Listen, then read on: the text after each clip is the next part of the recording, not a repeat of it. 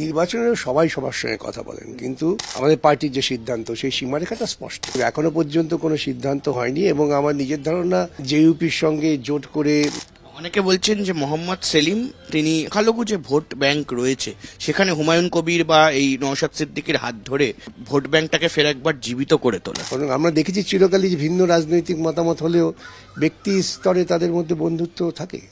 দিন কয়েক আগে তৈরি হয়েছে জেইউপি, অর্থাৎ হুমায়ুন কবিরের বিশেষ পলিটিক্যাল পার্টি। তিনি বলছেন তিনি বিভিন্ন জায়গায় লড়াই করবেন এবং প্রার্থী দেবেন এবং তিনি বাংলা জয় করবেন। কিন্তু এরই মধ্যে একটি জল্পনা উস্কে দিয়েছে কোথাও গিয়ে যে একটি শহরের 5 তারা হোটেল এবং সেখানেই বৈঠকে দেখা যায় একেবারে সিপিএম এর বর্ষিয়ান নেতা মোহাম্মদ সেলিম এবং তার পাশাপাশি হুমায়ুন কবিরকে। এবং আমাদের সঙ্গে এই মুহূর্তে রয়েছেন একেবারে বর্ষিয়ান নেতা, তার পাশাপাশি বিশিষ্ট আইনজীবী বিকাশ রঞ্জন ভট্টাচার্য।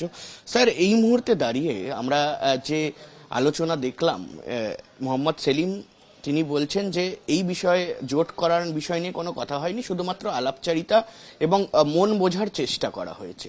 ঠিক কি হয়েছে, দলের তরফ থেকে কি খবর রয়েছে? দেখুন, কেউই তো জানেন না কি হয়েছে, সবাই গল্প করছে, গুজব হচ্ছে। গুজব উঠুক, নির্বাচন আগে এরকম বাতাবরণ গরম হয়। পার্টির যে সিদ্ধান্ত সেই সিদ্ধান্তর বাইরে তো কেউ যাবেন না। আমাদের পার্টির সিদ্ধান্তই হচ্ছে যে আমরা ভারতবর্ষব্যাপী বামপন্থীদের নেতৃত্বে গণতান্ত্রিক ধর্মনিরপেক্ষ জোট করেই লড়াই করব। সেখান থেকে সরে আসার মতো কোনো পরিস্থিতি তৈরি হয়নি। এবং যে ইউপি পার্টি, তিনি তার কোনো এখনো রাজনৈতিক অস্তিত্ব প্রমাণ করতে পারেননি, তিনি তার ধর্মীয় অস্তিত্ব প্রমাণ করেছেন। অতএব আমার মনে হয় না এই নিয়ে খুব বেশি বাড়াবাড়ি করার বা আলোচনার সুযোগ আছে।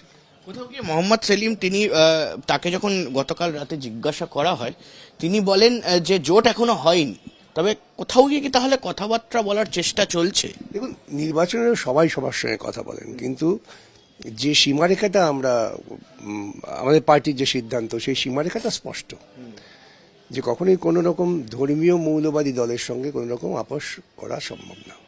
তবে এই জল্পনা তো উস্কে যায় তিনি রাজ্যের জেনারেল সেক্রেটারি। জল্পনা তো করা ভালো, তাতে তো সাংবাদিক মহলও তাজা থাকবে, আমরাও খুব ব্যস্ত থাকবো এই জল্পনা নিয়ে।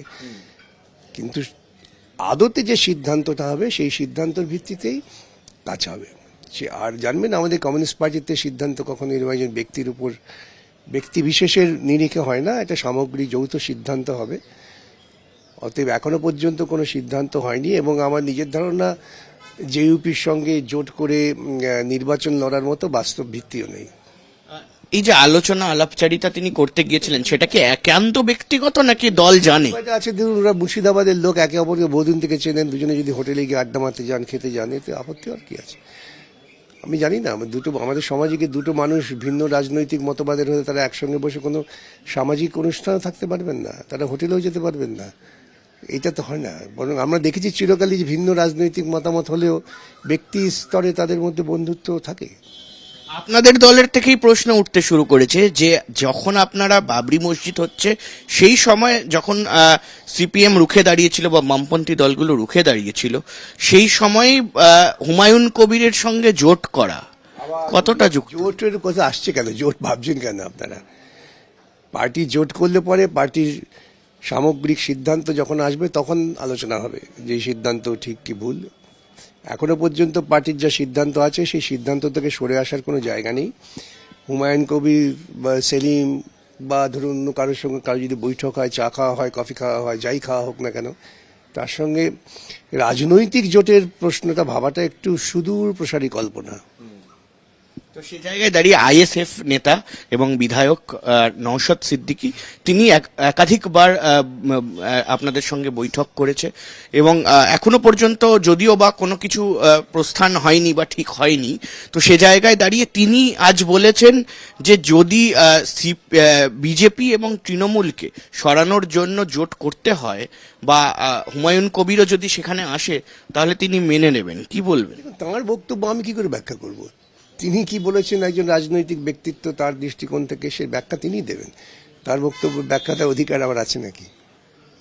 অনেকে বলছেন যে মোহাম্মদ সেলিম তিনি যেহেতু সংখ্যালঘু থেকে আসেন, সেখানে দাঁড়িয়ে তিনি প্রচেষ্টা করছেন যে সংখ্যালঘু যে ভোট ব্যাংক রয়েছে সেখানে হুমায়ুন কবির বা এই নওশাদ সিদ্দিকীর হাত ধরে সিপিআইএম এর যে ভোট ব্যাংকটাকে ফের একবার জীবিত করে তোলার?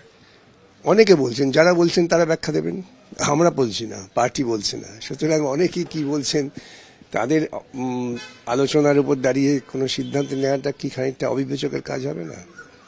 আমাদের পার্টি সিদ্ধান্ত যখন ঘোষিত হবে তখন আলোচনা করব আমরা, যে এই সিদ্ধান্ত ঠিক কি বেঠিক। কমিউনিস্ট পার্টিতে এ নিয়ে আলোচনার প্রচুর সুযোগ আছে এবং আলোচনা হয়ও। কংগ্রেসের সঙ্গে কি ভাবনা ছিল? আমি বলছি তো, আমাদের যে সিদ্ধান্ত তা হচ্ছে যে দেশব্যাপী বামেদের নেতৃত্বে বাম গণতান্ত্রিক ধর্মনিরপেক্ষ শক্তির ঐক্য গড়ে তোলো।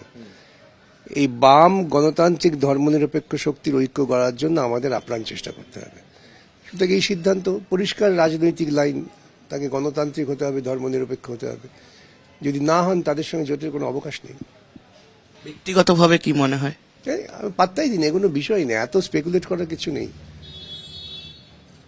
মূলত এই কয়েকদিন ধরে আমরা দেখছিলাম যে সিঙ্গুর নিয়ে বেশ তোলপাড় হচ্ছে। প্রধানমন্ত্রী সিঙ্গুরে এলেন, মুখ্যমন্ত্রী সিঙ্গুরে গেলেন। মনে হচ্ছে যে কোথাও গিয়ে এই প্রভাবগুলো ভোট বাক্সে পড়বে। সিঙ্গুরের মানুষ কোন দিকে যেতে পারে বলে মনে হয়? প্রধানমন্ত্রী সিঙ্গুরে এসে মুখ্যমন্ত্রীকে ধন্যবাদ জানিয়েছেন, কেন তিনি পশ্চিমবঙ্গের সিঙ্গুরের একটি তৈরি হওয়া কারখানা মোদীকে উপহার দিয়েছেন। এটা আজকে বাস্তব সত্য, এই নিয়ে তার আলোচনার অবকাশ নেই। সেই জন্য হয়তো প্রধানমন্ত্রী সিঙ্গুরে এসে সিঙ্গুরবাসীকে প্রকারান্তরে ধন্যবাদ দিয়ে গেলেন যে তোমরা পরিশ্রম করে কারখানা করেছো, সেই কারখানা আলো জ্বালছি আমি। আর মুখ্যমন্ত্রী বা পাল্টা ভাই বোনের ঝগড়া তো, যে দাদা করে গেছে এবার আমি যাব না, তাই সেখানে তিনি গিয়ে তিনি যা বলেছেন আমি এ নিয়ে কোনো আলোচনা করতে চাই না। কারণ পশ্চিমবঙ্গের শিল্পের সম্ভাবনা তিনি অঙ্কুরেই বিনাশ করে দিয়েছেন এবং সাম্প্রতিককালে তিনি একটি আইন এনেছেন, যে আইনের ফলে এই ইন্ডাস্ট্রি করবার জন্য যে সমস্ত ইনসেন্টিভ দেওয়া হতো সেগুলো বাতিল করে দিচ্ছেন। সুতরাং যা ইন্ডাস্ট্রি আছে কিছু, তারাও পালিয়ে যাবে। সিঙ্গুরে কারখানা এখন ওখানকার মানুষে অনেকেই আক্ষেপ করে যে সিঙ্গুরে কারখানা হলে ভালো হতো। তাহলে কি কোথাও গিয়ে এই বিজেপি তৃণমূল ছেড়ে এসে সিপিআইএম আবার সেই জায়গায় রিভাইভ করতে পারবে? এ কথা প্রথম দিন থেকেই আমরা বলছি যে পদক্ষেপ নেওয়া হয়েছিল সেই পদক্ষেপটা পশ্চিমবঙ্গের সর্বনাশের পক্ষে উপাদেয় এবং বিজেপি আরএসএস এর পক্ষে খুব সুখের। মানুষ এটা আজ হোক কাল হোক বুঝবেন, মানুষ বুঝছেন, মাটির তলার মানুষ তারা ধীরে ধীরে উপলব্ধি করছেন এবং সেই জন্যই দুটি দলই আতঙ্কে আছেন, তাই তারা বারে বারে সিঙ্গুর করে নাচানাচি করছেন। এই নিয়ে কোনো সন্দেহের অবকাশ নেই যে মানুষ জাগবে, মানুষ জাগলে পরে মানুষ সমস্ত রকম ভাওতাবাজিকে ছুঁড়ে ফেলে দেবে। অনেক ধন্যবাদ আমাদের সঙ্গে কথা বলার জন্য। আমাদের সঙ্গে ছিলেন বিকাশ রঞ্জন ভট্টাচার্য এবং তিনি স্পষ্টত বললেন যে জেইউপি বা হুমায়ুন কবিরের সঙ্গে যদি কোনো রকম জোট হয় বা এই ধরনের সিদ্ধান্ত হয় তাহলে সেটা কেন্দ্রীয়ভাবে হবে, দলের তরফ থেকে হবে। কোথাও গিয়ে এটাও বললেন যে সাম্প্রদায়িকতা বা সেকুলারিজম থাকতে হবে এবং একটি সম্প্রদায়ের ওপর ভর করে সিপিআইএম এর সঙ্গে বা বামপন্থী দলের সঙ্গে জোট করা সম্ভব নয়। ক্যামেরায় লিসন লোদের সঙ্গে অনির্বাণ সিংহ রায়, আজ তাক বাংলা, কলকাতা।